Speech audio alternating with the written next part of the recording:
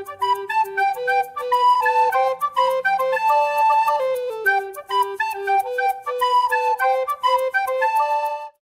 Share और subscribe करें हमारे इस चैनल को और बेल आइकन को दबाना ना भूलें ताकि हमारी वीडियो आप तक सबसे पहले पहुंचे। हेलो स्टूडेंट्स, एक बार फिर आपका स्वागत है। आज हम लोग चर्चा करेंगे माइक्रोबायोलॉजी 1T का एक टॉपिक है जिसका नाम है study of anabaena. So start करते हैं। ओके, सो आज के लेक्चर में हम बात करेंगे स्टडी ऑफ एनाबीना। एनाबीना जो कि कहीं ना कहीं नाइट्रोजन फिक्सिंग बैक्टीरिया के नाम से जाना जाता है। सो आज के लेक्चर में हम चर्चा करेंगे कि एनाबीना का डेफिनेशन क्या है, उसके कॉमन कैरेक्टरिस्टिक्स क्या होते हैं, उसका स्ट्रक्चर क्या होता है और किस तरह से वो नाइट्रोजन का फिक्सेशन करता है। सो स्टार्ट करते हैं। ओके, सो एनाबीना में सबसे पहले नंबर फर्स्ट पॉइंट की अगर हम बात करें, anabaena is a genus of filamentous cyanobacteria और ब्लू ग्रीन एल्गी। सबसे इंपॉर्टेंट पॉइंट ये है कि एक्चुअली एनाबीना जो है वो एक ऐसे जीनस को बिलोंग करता है जिसके स्ट्रक्चर फिलामेंटस होते हैं, फिलामेंट की तरह दिखाई देते हैं और कहीं ना कहीं ये साइनोबैक्टीरिया फैमिली को बिलोंग करता है। यहां पर एक इंपॉर्टेंट लाइन, इस बात को हमें समझना होगा कि एक्चुअली जो साइनोबैक्टीरिया है वो किस प्रकार का बैक्टीरिया है। जनरली इससे पहले हम लोगों ने पढ़ रखा है कि जो बैक्टीरिया होते हैं वो माइक्रोस्कोपिक स्ट्रक्चर्स होते हैं। इनकी संरचना कहीं ना कहीं स्फेरिकल हो सकती है, रॉड की आकृति की हो सकती है, कॉमा शेप में हो सकते हैं और या फिर वो स्पाइरल स्ट्रक्चर के हो सकते हैं।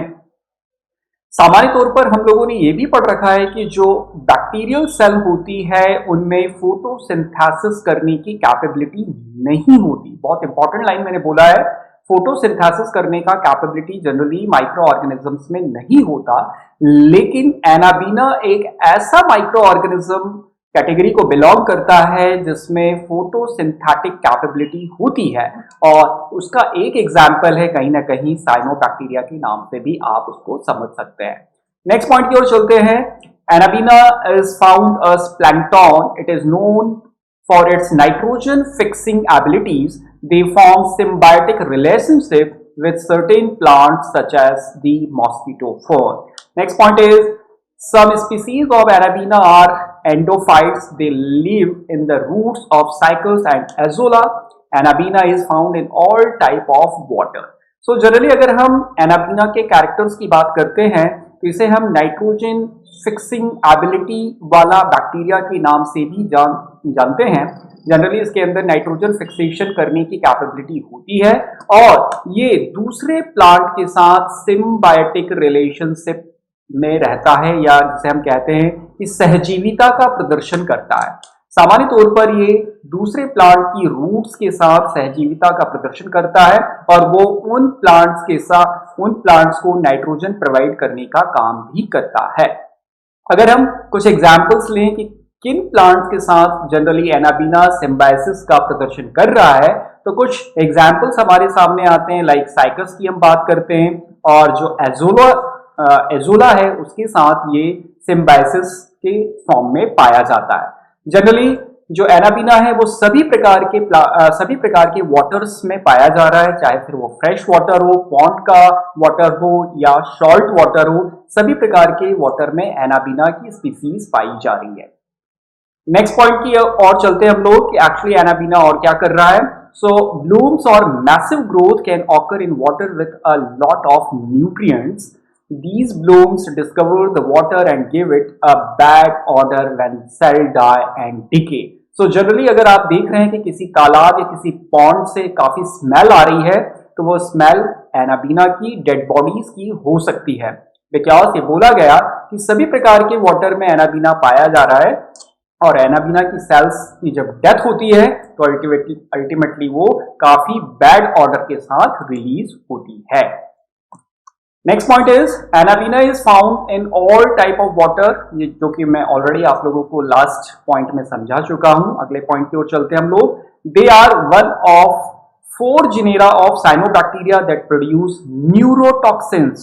सो बहुत ही इंपॉर्टेंट पॉइंट यहां पर निकल कर आया कि साइनोबैक्टीरिया के अंतर्गत आने वाला एक ऐसा माइक्रो ऑर्गेनिज्म जिसे हम कहीं ना कहीं या ऐसा कह लें कि माइक्रो ऑर्गेनिज्म जो कि फोटोसिंथेसिस करने की कैपेबिलिटी रखता है, जिसे हम एनाबीना कह रहे हैं, इसमें न्यूरोटॉक्सिन या नर्वस को प्रभावित करने वाले टॉक्सिन रिलीज करने की भी कैपेबिलिटी होती है। ऐसे टॉक्सिक पदार्थ का ये रिलीजन करता है जो कि तंत्रिकाओं को प्रभावित करता है या उसे डैमेज कर सकता है। These toxins are harmful to local wildlife as well as farm animal and pets. So, Anabaena के माध्यम से रिलीज होने वाला जो न्यूरोटॉक्सिन्स हैं वो वाइल्ड लाइफ एनिमल्स के लिए काफी घातक साबित होता है, उनकी डेथ तक हो सकती है। इवन दैट हमारे घरों में जो पालतू एनिमल्स होते हैं उन एनिमल्स के लिए भी ये न्यूरोटॉक्सिन्स काफी हानिकारक साबित हो सकता है। Next point is production of these neurotoxin is a part of its symbiotic relationship. It protect the host plant from grazing pressure. So कहीं ना कहीं जो न्यूरोटॉक्सिन रिलीज कर रहा है एनाबीना, ये एनाबीना का काफी इंपॉर्टेंट फीचर कहलाता है और यही इंपॉर्टेंट फीचर दूसरे प्लांट के साथ सहजीविता निभाने में महत्वपूर्ण रोल प्ले करता है। Certain species of Anabina have been used on rice paddy fields. They act as natural fertilizer. तो जैसे कि मैंने आपको पहले ही कहा कि जो एनाबिना है वो कहीं ना कहीं साइनोबैक्टीरिया के अंतर्गत हम इसकी स्पीसीज को पढ़ते हैं और इनके अंदर नाइट्रोजन को फिक्स करने की कैपेबिलिटी होती है। नाइट्रोजन फिक्सेशन में ये इंपॉर्टेंट रोल प्ले करते हैं। और जहां तक कुछ एडिशनल नॉलेज की अगर हम बात करें कि एक्चुअली नाइट्रोजन क्यों असेंशियल है, तो आपको मालूम होना चाहिए कि जनरली जो भी लिविंग बींग्स हैं सब के सब केमिकल्स के माध्यम से बने हैं। कुछ मेजर केमिकल्स के नाम आपको मालूम होना चाहिए, like carbon, hydrogen, nitrogen major chemicals के नाम से जाने जाते हैं जो कि सभी प्रकार के लिविंग ऑर्गेनिजम्स के अंदर पाए जाते हैं। नाइट्रोजन स्पेशली डीएनए का फॉर्मेशन करता है। डीएनए के निर्माण में नाइट्रोजन की इंपॉर्टेंट भूमिका होती है और इसीलिए हम कहते हैं कि सभी प्रकार के जो प्लांट होते हैं उनको नाइट्रोजन की आवश्यकता होती है। अगर नाइट्रोजन प्रॉपर तरीके से ना मिले तो मानकर चलें कि प्लांट की जो लीव्स हैं, पत्तियां हैं, वो पीली पड़ जाती हैं, सूख जाती हैं, प्लांट सूख जाता है। और नाइट्रोजन हमारे एटमॉस्फेयर में जनरली गैसेस के फॉर्म में पाया जाता है जिसको प्लांट सीधे तौर पर नहीं ले सकता। सो प्लांट अल्टीमेटली नाइट्रोजन को फिक्स फॉर्म में कहीं ना कहीं सॉइल के माध्यम से एक्सेप्ट करता है NO2 और NO3 के फॉर्म में। सो इसमें जो एनाबीना है वो बहुत ही महत्वपूर्ण भूमिका निभा रही है। कॉमन टाइप्स ऑफ एनाबीना की हम बात कर रहे हैं, लगभग 339 टाइप की स्पीसीज को डायग्नोज किया गया है। उनमें से कुछ स्पीसीज को हम डिस्कस करेंगे। एनाबीना इक्विलिस की अगर हम बात करें तो ये फ्रेश वाटर में पाई जाने वाली एक स्पीसीज है एनाबीना की, जो कि नाइट्रोजन का फिक्सेशन करती है। एनाबीना एफिनीज की अगर हम बात करें तो ये मोस्टली फ्रेश वाटर स्पीसीज के नाम से जानी जाती है, जो कि कैलिफोर्निया, नॉर्दर्न यूरोप, स्पेन और अटलांटिक के जो प्रदेश हैं उन प्रदेशों में कहीं ना कहीं एनाबीना एफिनीज पाई जा रही हैं। एनाबीना एजोला की अगर हम बात करें तो form mainly a symbiotic relationship with fern Azolla. So विशेष तौर पर जो एजोला है, जो कि फर्न की कैटेगरी के अंतर्गत हम लोग पढ़ते हैं, उसके साथ सिम्बायोटिक रिलेशनशिप में एनाबीना एजोली पाई जाती है। कुछ और स्पीसीज है एनाबीनास सर्सिनालिस की अगर हम बात करें तो ये ग्राम नेगेटिव स्पीसीज के नाम से जाना जाता है। ये एक इंपॉर्टेंट लाइन है, ग्राम नेगेटिव। और ये बात आपको समझना होगा कि माइक्रो ऑर्गेनिज्म की जब हम स्टडी करते हैं तो क्रिस्टन ग्राम साहब ने हमें ये बताया, एक ऐसे वैज्ञानिक जिन्होंने हमें इस बात को प्रस्तुत किया कि बैक्टीरिया को स्टेनिंग के आधार पर दो भागों में बांटा जा सकता है, ग्राम पॉजिटिव और gram negative. So ultimately Anabaena circinalis जो है ग्राम नेगेटिव माइक्रो ऑर्गेनिज्म के अंतर्गत आता है और ये न्यूरोटॉक्सिन या साइनोटॉक्सिन के नाम से एक टॉक्सिक पदार्थ को रिलीज करने के लिए भी रिस्पॉन्सिबल होता है। एनाबिनिस फ्लोस एक्वस फ्लोस एक्वी एक ऐसी स्पीसीज है जो कि लगभग 4 से 50 माइक्रोमीटर इसकी लेंथ होती है। This species grow in clumps of multi cell chain के फॉर्म में पाई जाती है। They are longer than most other species. ये पॉइंट आप नोट कर सकते हैं कि अगर हम एनाबीना की लेंथ की बात करते हैं तो सबसे लंबा चेन के फॉर्म में पाए जाने वाला जो एनाबीना है, जो कि लगभग 4 से 50 माइक्रोमीटर तक लंबा हो सकता है, जिसे हम एनाबीनस फ्लोस एक्वस फ्लोस एक्वा के नाम से जानते हैं। अल्टीमेटली इसका जो स्ट्रक्चर होता है ये ग्लास लाइक अपीयरेंस दिखाता है, काफी ट्रांसपेरेंट इसका स्ट्रक्चर होता है। इसके शरीर के अंदर के जो ऑर्गेनल्स हैं उसको कहीं ना कहीं आप बाहर से ही ऑब्जर्व कर सकते हैं। स्ट्रक्चर की अगर हम बात करें, इट हैज फिलामेंटस स्ट्रक्चर, जो कि ऑलरेडी हम लोग पढ़ चुके हैं पहले ही। इसकी जो संरचना होती है वो फिलामेंट की तरह दिखाई देती है। कुछ डायग्राम्स भी मैं आप लोगों के लिए लगाता हूं, प्लीज इन डायग्राम्स को भी आप लोग कहीं ना कहीं नोटिस में ला सकते हैं, इनके माध्यम से आप स्टडी कर सकते हैं।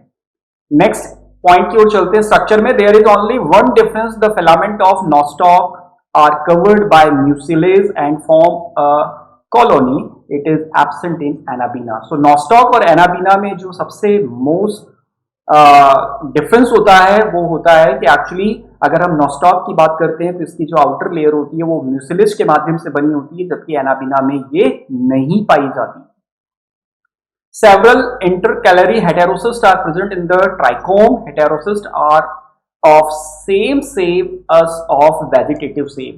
यहाँ पर आप देख पा रहे हैं दो प्रकार की कोशिकाओं की हम चर्चा कर रहे हैं। एक को हम कह रहे हैं वेजिटेटिव सेल्स और दूसरे को हम कह रहे हैं हेटेरोसिस्ट। कहीं ना कहीं हेटेरोसिस्ट सेल्स जो होती है वो रिप्रोडक्टिव सेल्स के नाम से भी जानी जाती है, जबकि वेजिटेटिव सेल्स की अगर हम बात करें एनाबीना में तो ये कहीं ना कहीं उसकी कायिक संरचना का निर्माण करती है।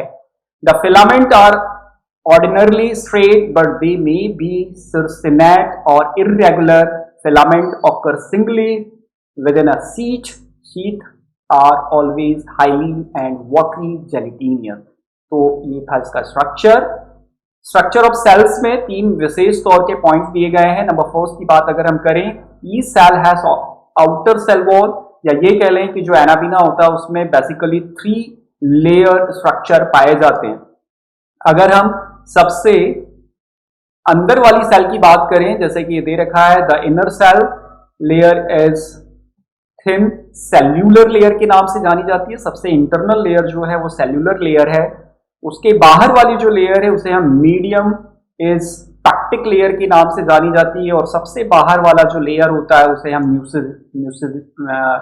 म्यूसिलेज लेयर के नाम से हम समझते हैं। तो बेसिकली एनाबीना में 3 लेयर होते हैं, इनर लेयर, मिडल लेयर और आउटर लेयर। आउटर लेयर को हम म्यूसिलेज लेयर के नाम से समझते हैं। प्रोटोप्लाज्म इज कंपोज्ड ऑफ स्टोरीरेफ्ट, the peripheral part is called chromoplasm, it contain pigment. So ultimately जो एनाबीना का साइटोप्लाज्म होता है जिसे हम क्रोमोप्लाज्म के नाम से जानते हैं। अब ये बात आप लोग समझते हैं कि अगर हम किसी भी कोशिका की बात करें, कोशिका के अंदर क्या पाया जाता है, साइटोप्लाज्म पाया जाता है। बीच में न्यूक्लियस होता है विशेष तौर पर यूकैरियोटिक सेल के अंदर। सो इसका जो साइटोप्लाज्म है इसमें कई तरह के पिगमेंट्स पाए जाते हैं और इन पिगमेंट्स के कारण एनाबीना कलरफुल दिखाई देता है। Heterocyst are of same shape as of vegetative cell, and the important point is Golgi body and endoplasmic reticulum and mitochondria are absent.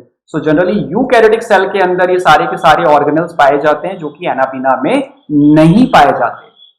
Nitrogen fixation by Anabaena, number first point इसमें हम लेंगे, during times of low environmental nitrogen about 1 cell out of every 10 will differentiate into a heterocyst. Heterocyst then supply neighboring cell with fixed nitrogen in return from the product of photosynthesis.